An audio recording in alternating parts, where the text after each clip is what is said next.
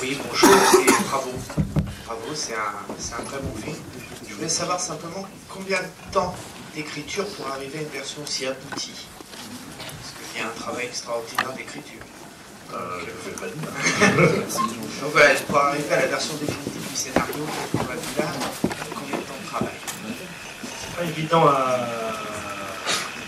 calculer à la fin, parce qu'on écrit une première version, donc ça peut prendre 8 mois. Et après, moi j'ai fait d'autres choses.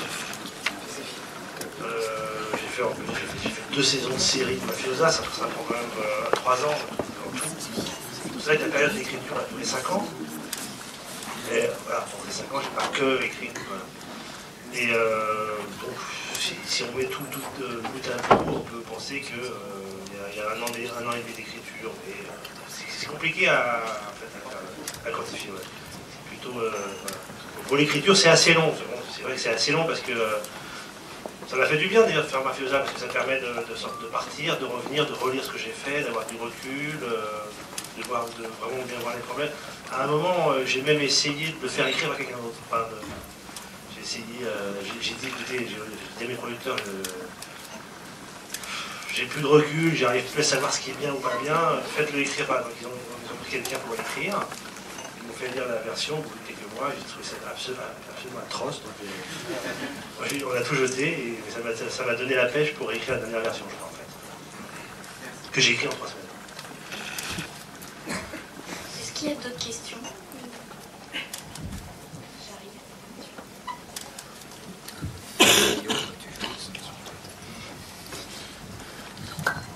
Bonsoir, je aussi, j'avais beaucoup apprécié. J'avais une question moi, sur le son et la musique, à la fois qui m'ont l'air très particuliers dans les façons dont ils ont parlé, dont on les entend, dans les scènes de boîte de nuit, même dans les scènes d'amour. Je trouve qu'il y a la musique qui est parfois là, parfois pas là presque où on l'attend.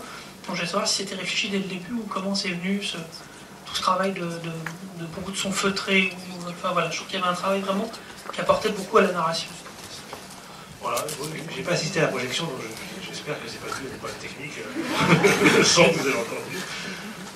Ça veut dire, moi j'ai voulu travailler absolument tous les aspects du film, donc j'ai beaucoup travaillé le son et la musique. Alors, la musique c'est fait, c'est Jonathan Morali, des Cinémateurs, qui a fait la musique, qui a travaillé assez très tôt. Même, quand j'ai commencé à tourner, il a commencé lui à essayer d'imaginer les ambiances. C'est un peu compliqué de faire la musique quand on n'a pas vu les images. Donc il a commencé à faire des thèmes qui étaient assez jolis. Puis après, on s'est rendu compte que ça n'allait pas du tout avec les scènes qu'on avait fait, mais on a tout gardé, on a gardé des choses. Il s'est imprégné, il a beaucoup travaillé. Au fur et à mesure, on a peu à peu compris à quel moment il fallait mettre de la musique, et à quel moment il ne fallait pas en mettre. Et puis au fur et à mesure que lui faisait la musique et qu'on trouvait ça vachement bien, on lui a redemandé encore de... Enfin, on lui faisait des nouvelles commandes à chaque fois.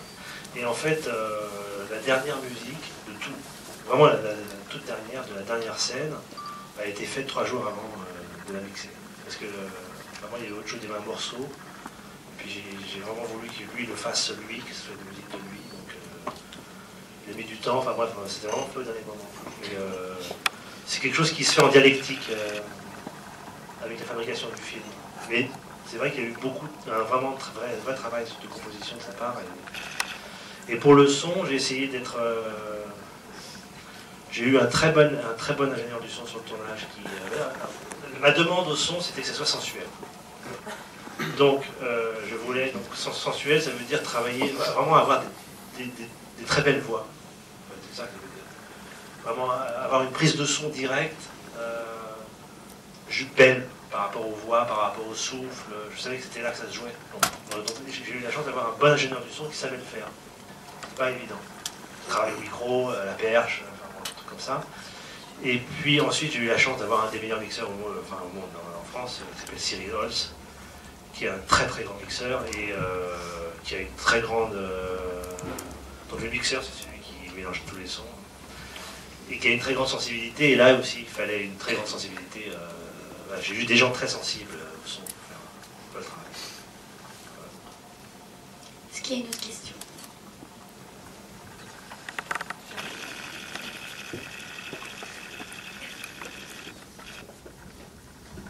Bonjour, j'aimerais savoir comment vous dirigez en fait vos comédiens. Est-ce que par exemple entre Jean Dujardin et Tim Roth, ça s'est passé de la même manière et notamment comment vous aviez dirigé les scènes d'amour? Ils sont très différents les deux. Mais il y a autant de différences entre Tim Roth et Cécile de France. Il y a autant de différences entre Cécile de France et Jean Dujardin qu'entre Tim Roth et les deux.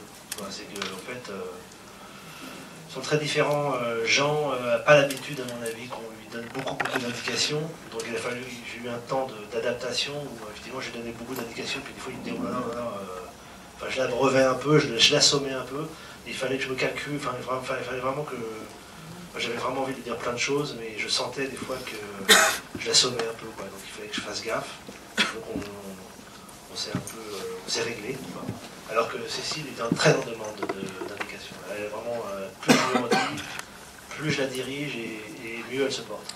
Donc il faut vraiment... Et quand il y a beaucoup de scènes à deux, eux tous les deux, j'allais souvent parler à Cécile et à Jean, je calmais le jeu, quoi. Mais souvent j'étais obligé de leur parler à eux deux, sachant que c'était surtout pour Cécile et moins pour Jean. Mais voilà, en fait, on agit psychologiquement différemment. Et là, avec Tim Roth, c'est encore autre chose, parce que lui, comme c'est un acteur américain, comme tous les acteurs américains, ils ont l'habitude de travailler avec des réalisateurs qui ne sont pas auteurs des scénarios. Donc ils ont lu le scénario, ils ont une idée du personnage, ils arrivent sur le tournage, et là, le réalisateur n'est pas du tout n'a pas à rendre compte du personnage. Donc ils amènent leur personnage, ils amènent leur idée du personnage.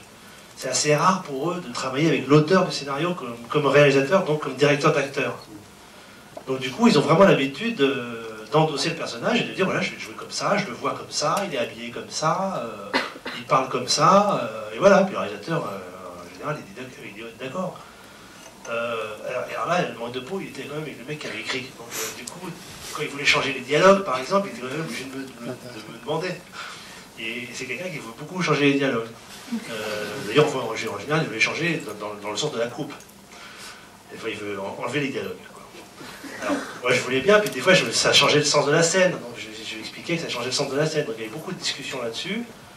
Et sinon, mais c'était agréable, c'est assez agréable d'avoir un comédien qui arrive et qui dit, moi, je vois le personnage comme ça. Si on est d'accord, on a beaucoup discuté. En fait, il y a eu une sorte de contrat entre nous, au téléphone d'abord, puis ensuite, quand je l'ai vu avant le tournage. Il a fallu qu'on soit d'accord sur le personnage. Donc chacun est très différent. Pour les scènes d'amour, elles sont extrêmement dirigées. Et d'abord parce que je savais exactement ce que je voulais, ce qui se passe. J'avais une idée très précise de ce que je voulais faire. Et il n'était pas question de mettre les deux comédiens, de leur dire buvez de la vodka et battez-vous, puis moi je me démerde, je filmerai, on verra bien. Ça, c'est ce qui se fait en général dans les films. Alors ça peut être très bien, c'est gênant. Moi, je voulais pas que ça soit aussi... Je voulais pas que ce soit vague. Je voulais que ce soit très précis ce qui se passe et très précis l'émotion que j'ai essayé de tirer de ces scènes. Donc ça demandait une direction. Donc, et ce qui est bien, c'est que Cécile m'a dit... avant les scènes, une fois que j'avais bien expliqué ce que je voulais qu'elle fasse, etc., elle m'a dit, ce que je comprends, c'est que le plus gênant pour une actrice, c'est que... Bon, ils font ça quand même devant 40 personnes, hein, même si on fait sortir des gens qui ne sont pas utiles. Au tournage, il y a quand même à peu près, il y en a quand même une vingtaine, 25 qui sont utiles. Je crois que le problème à ce moment-là pour l'actrice, pour les acteurs, mais surtout pour elle, c'est que les gens ne sachent pas très bien qui est en train de faire quoi. C'est-à-dire si c'est elle ou si c'est le personnage. Je crois que c'est ça le truc de pudeur qui fonctionne ou pas. Et donc elle me disait, plus tu me diriges, et non seulement plus tu me diriges, mais plus tu me diriges devant tout le monde. Et mieux je me sentirai. Et voilà, donc ça m'a donné, ça m'a donné carte blanche, pour effectivement, je l'ai dirigée devant tout le monde. C'est-à-dire que je disais ce qu'elle devait faire, et que tout le monde entende. Le fait que tout le monde entende, ça la rassurait, parce que tout le monde savait du coup que c'était pas elle. Quoi, que c'était après, c'est pas elle qui l'a fait.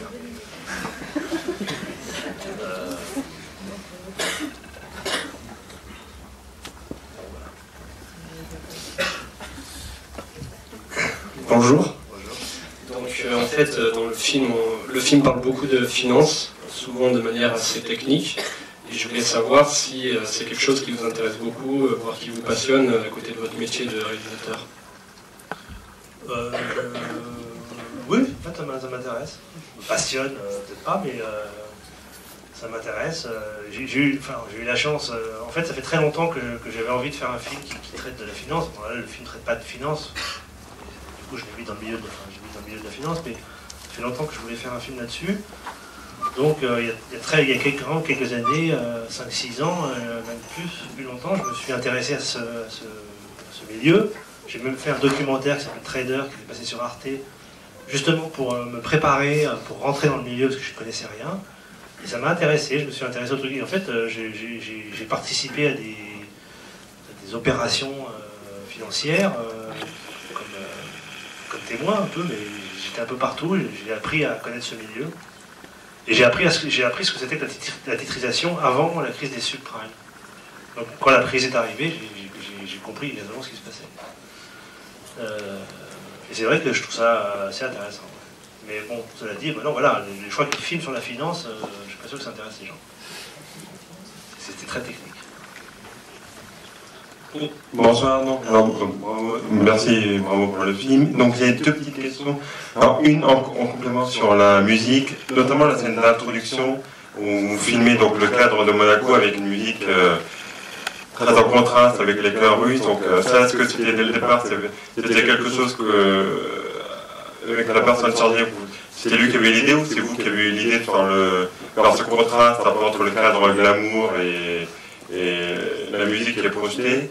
Et aussi, une deuxième question sur, vous l'avez évoqué comme référence de genre de film, le film Les Enchaînés. Vous avez aussi dit en interview sur Jean Dujardin qui vous rappelait un peu le personnage de Gary Grant dans le contraste entre le sérieux et l'aspect un peu humoristique qu'il incarnait. Donc est-ce que comme Gary Grant dans Les Enchaînés, est-ce que c'est quelque chose auquel vous avez pensé dès le départ ou c'est un lien qui vous est venu durant le film, un rapprochement entre les deux acteurs dans leur manière de jouer? Alors pour la musique de départ, c'est les chœurs de l'Armée Rouge. C'est pas la musique originale, puisque j'ai pris un morceau des chœurs de l'Armée Rouge. Et en fait, j'avais pas d'idée au départ de mettre ça. Et quand j'ai vu les plans qui avaient été tournés, j'ai vraiment eu envie de mettre une musique un peu imposante. J'ai essayé de me rappeler ce qu'avait mis Kubrick à l'entrée de son film. Je me rappelais dans Shining, il y avait des plans en hélicoptère comme ça, et je me rappelais vaguement des musiques très très très imposantes, telluriques. Moi je me suis rendu compte que ça n'avait rien à voir, c'était de l'orgue, c'était très très étrange, c'était vachement bien. Et je sais pas, m'est venu, je me suis dit tiens, si on essayait les chœurs de l'Armée Rouge, parce qu'en fait je voulais un truc un peu, un peu imposant, quoi. Donc ça a plutôt bien fonctionné. Donc c'est une idée qui m'est venue en voyant les images. Bon après il y a toutes les significations. Ouais. Si j'avais eu l'idée des chœurs de l'Armée Rouge, c'est aussi parce que ça parle des Russes. Hein, mais, voilà. Et puis la question sur... Ah oui Jean, quand j'ai écrit le film, c'était vraiment pour... je voulais inventer une histoire qui ressemble un peu, enfin qui fasse... en fait, ce que je voulais, c'est inventer une histoire qui provoque les mêmes émotions que moi j'ai eues en voyant Les Enchaînés. Ça veut dire quoi? Ça veut dire que je voulais trouver une intrigue où il y ait un malentendu amoureux, comme ça, où vraiment deux personnes qui s'aiment, à un moment, pensent que... se soupçonnent l'un l'autre. Ce qu'il y a dans les amoureux, ce qu'il y a vraiment qui est au cœur des Enchaînés. C'est la cruauté du malentendu amoureux. Ça, c'est ça que je voulais faire. C'est pas pour autant que je me suis dit, tiens, je vais prendre un personnage à la Gary Grant. Ça pas du tout. Donc, voilà, je vais pas chercher un acteur à la Gary Grant et une actrice à Lily Merman. Mais c'est vrai que quand j'ai vu Jean, pour la première fois au café, une fois qu'il a voulu me rencontrer parce qu'il avait aimé le scénario, donc il voulait voir un peu qui avait écrit ce truc-là, enfin, à qui il avait affaire. Alors moi, moi, ce que j'étais quand même très surpris, parce que j'ai vu, enfin, je me suis dit, ouais, je vais voir Jean Dujardin, donc voilà, je vais voir le The Artist, quoi. Enfin, non, j'ai pas vu The Artist, j'ai le mec qui fait des films comiques un peu, qui est drôle, moi, qui me fait beaucoup rire dans La Gare Fille, etc. Mais je me demandais qui j'allais voir. Et j'ai vu un mec extrêmement classe, qui arrive très bien habillé, super, très grande prestance. J'ai été sidéré par sa classe, quoi. Et donc, et à ce moment-là, j'ai pensé évidemment à Gary Grant. J'ai trouvé qu'il faisait penser vraiment à Gary Grant français, quoi. Avec beau, classe, bien habillé, simple, sympathique. Voilà. Donc du coup, ça tombait bien. Alors, est-ce que quelqu'un d'autre a une question? Ah, j'arrive.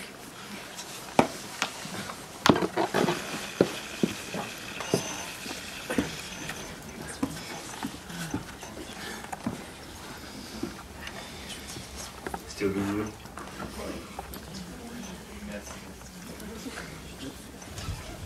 Je voudrais rester sur Jean Dujardin, si vous me permettez, mais je vais quand même prendre le temps de vous féliciter pour votre film. Parce que vraiment, on n'a pas l'habitude de voir des films d'espionnage, et celui-ci, français, celui-ci particulièrement réussi. Si vous n'en êtes pas à votre coup d'essai, mais vraiment bravo. Moi, je voulais vous demander, vous avez dû, je pense, filmer l'été dernier à Monaco. Donc, Jean Dujardin venait d'être oscarisé.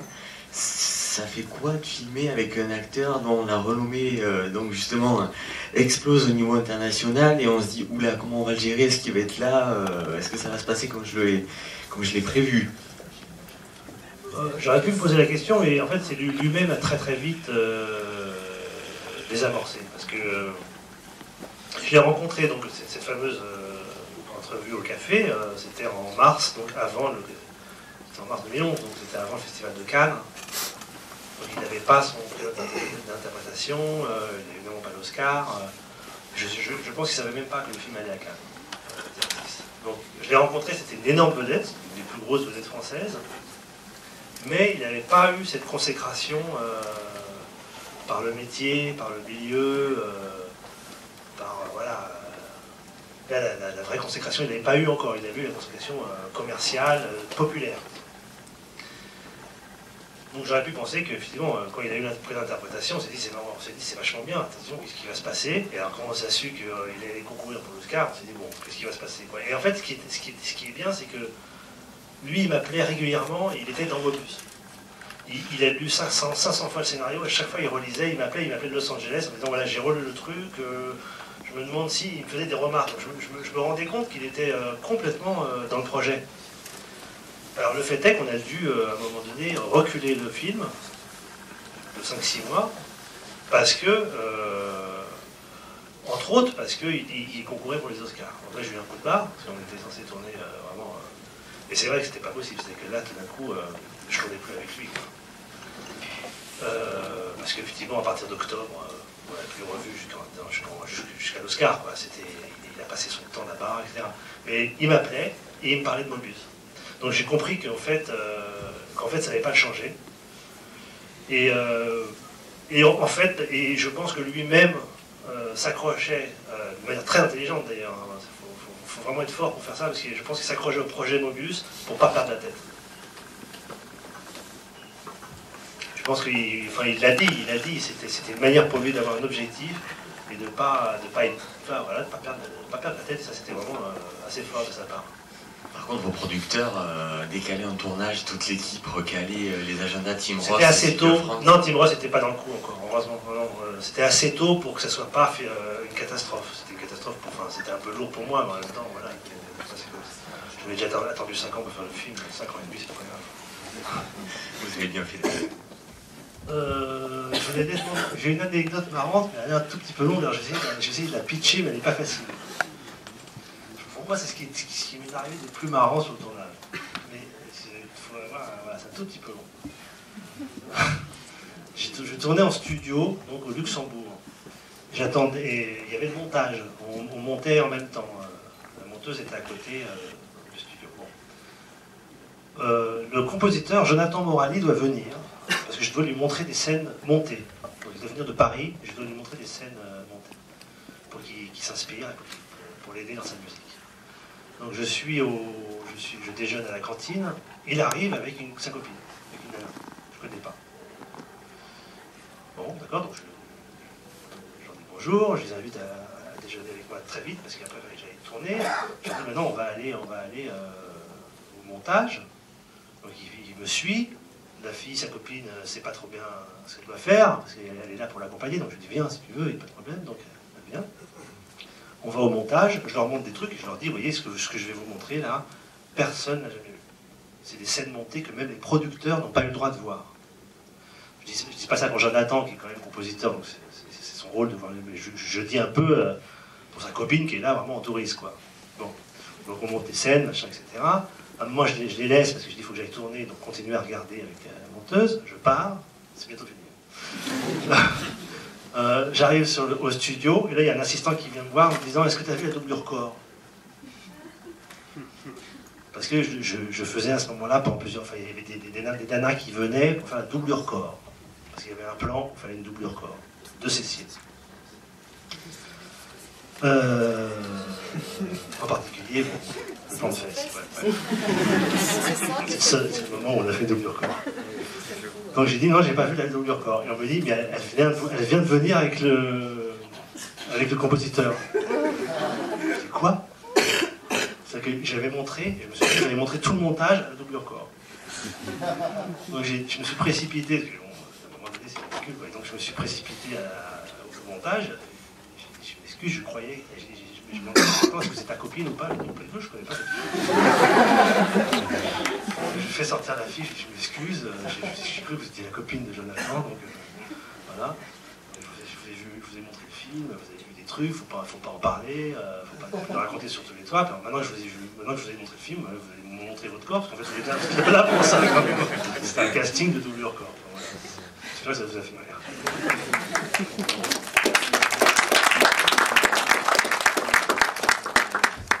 Bonsoir. Vous avez beaucoup tweeté pendant le tournage. Je voulais savoir pourquoi vous avez décidé d'ouvrir ce compte Twitter. Ce que ça vous avait apporté dans votre relation avec le public et aussi les professionnels. Les professionnels du cinéma ou... En fait, j'ai tweeté au début parce que bon, je voulais juste partager mon enthousiasme, je voulais juste donner quelques petites infos comme ça. J'ai commencé à, je sais pas, J-15, J-20 du tournage pour dire voilà comment ça se fait. Un peu pour prévenir les gens que ça pouvait intéresser, que ça se faisait, que ça se préparait, que j'allais tourner, etc. Puis au fur et à mesure, je me suis un peu pris au jeu et j'ai eu envie de... Je me suis rendu compte que ça intéressait les gens, d'accord. Et ensuite, je me suis dit, tiens, est-ce que c'est pas une occasion de partager les choses que je peux partager moi, c'est-à-dire les choses que les gens ne vivent pas, c'est-à-dire ce que ça veut dire d'être réalisateur sur un tournage. Et c'est vrai que les gens ne savent pas ce que c'est de réaliser un film. Et même les journalistes ne savent pas ce que c'est très bien, ce que c'est que mettre en scène un film.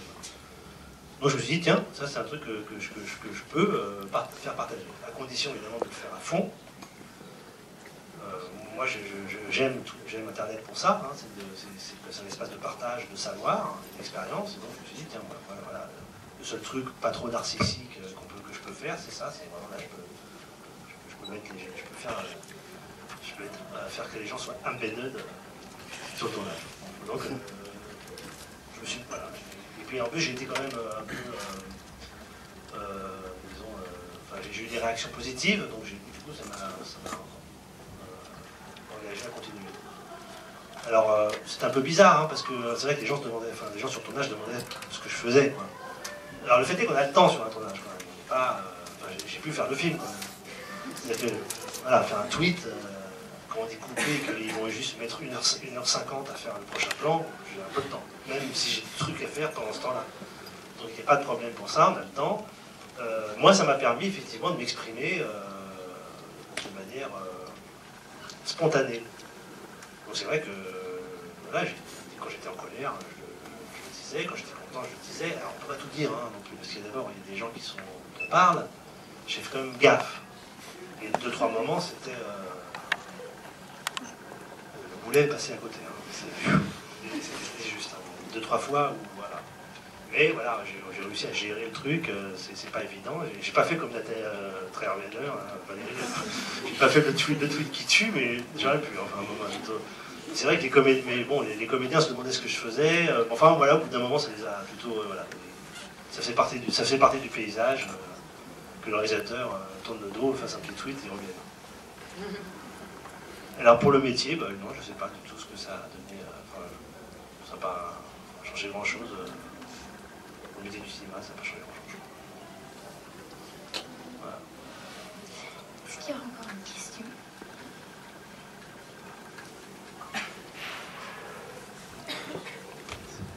Bonsoir. Alors d'abord bravo pour votre film, j'ai vraiment adoré. Et j'ai vu que vous avez été produit par EuropaCorp. Donc je voulais vous demander comment ça s'est passé la collaboration avec eux. Est-ce qu'ils ont été là dès le début? Est-ce qu'ils vous ont donné carte blanche ou est-ce qu'il y a eu des restrictions? Alors j'ai pas été produit par EuropaCorp, le film est distribué par EuropaCorp, ce qui n'est pas du tout pareil. C'est-à-dire qu'en fait, donc le distributeur participe au financement, permet d'ailleurs au film de se faire, parce qu'il finance le film à l'avant, enfin en avance quoi. Mais ils ne sont pas producteurs. Donc en fait, j'ai pas eu affaire à eux. Je les ai vus une fois avant le tournage et une fois vers la fin du montage, où là effectivement on leur montre le film et quand en tant que distributeur, ils doivent le recevoir, l'accepter, et puis évaluer si ça leur plaît ou pas et s'ils ont envie de le défendre ou pas. Voilà. Donc Dieu merci, c'est le cas. Mais donc ça s'est très bien passé, ça se passe bien, mais c'est vrai que c'est pas eux les producteurs, eux ils sont juste distributeurs. Et Luc Besson, je ne l'ai même pas vu. J'ai autre chose à faire. Il est occupé à sortir. Est-ce qu'il y a encore une question?